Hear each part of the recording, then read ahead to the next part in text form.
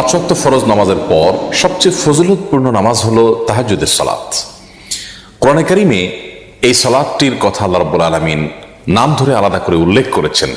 আল্লাহ বলেছেন ওয়া মিনাল লাইলি ফাতাহাজ্জাদ বিহি নাফিলাতাল লাক, অর্থাৎ পাঁচ ওয়াক্ত আবশ্যিক এবং ফরজ যে সালাত রয়েছে এর বাইরে অতিরিক্ত হিসাবে হে রাসূল আপনি রাতের কিছু অংশে দাঁড়িয়ে তাহাজ্জুদের সালাত আদায় করুন।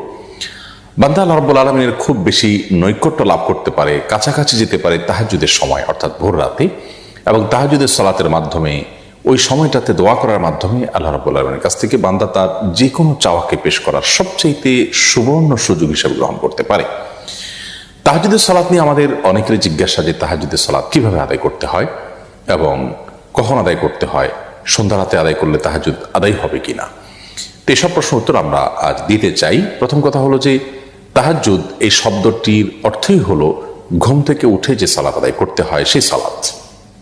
যদিও কেউ সন্ধ্যা রাতে অর্থাৎ এশার সালাত আদায় করার পর যদি কোনো সালাত আদায় করেন তাহলে সেটিও এক প্রকারের তাহাজ্জুদ বলা যায়, অর্থাৎ সেটি সাধারণত কিয়ামুল লাইলের মধ্যে পড়ে। নবী করিম সাল্লাল্লাহু আলাইহি ওয়াসাল্লাম এক্ষেত্রে দুটি শব্দ ব্যবহার করেছেন, একটা হলো কিয়ামুল লাইল আর একটি হলো তাহাজ্জুদ।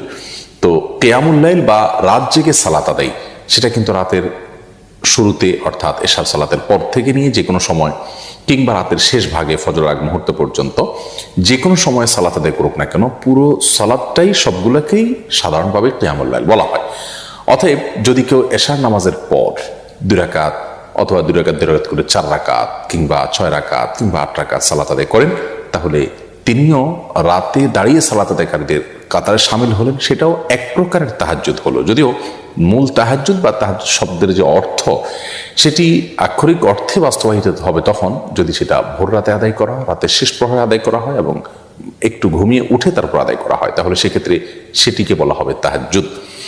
নবী করিম সাল্লাল্লাহু আলাইহি সাল্লাম সাধারণত তাহাজ্জুদের সালাত কখনো ছাড়তেন না, এবং অনেক ইমামগণের তাহাজ্জুদ প্রসঙ্গে মন্তব্য হলো যে কেউ আল্লাহ রাব্বুল আলামিনের খুব প্রিয় পাত্র হবেন অথচ তিনি ভোর রাতে আল্লাহর সাথে কানাঘুষা করবেন না, কথা বলবেন না, সালাত আদায় করবেন না, দোয়া করবেন না, এটি কোশ্চেন কালেও হতে পারে না।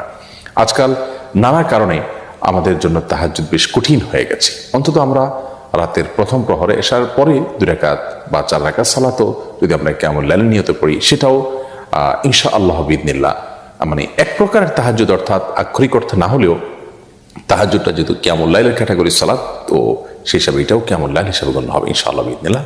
অন্তত এই মানে প্রথম শ্রেণীর না হলেও শেষ শ্রেণীর এই কিয়ামুল লাইলটা অন্তত আমাদের আদায় করার চেষ্টা করা উচিত। তাহাজ্জুদের সালাতটা কি আমরা নফলের নিয়তে করব না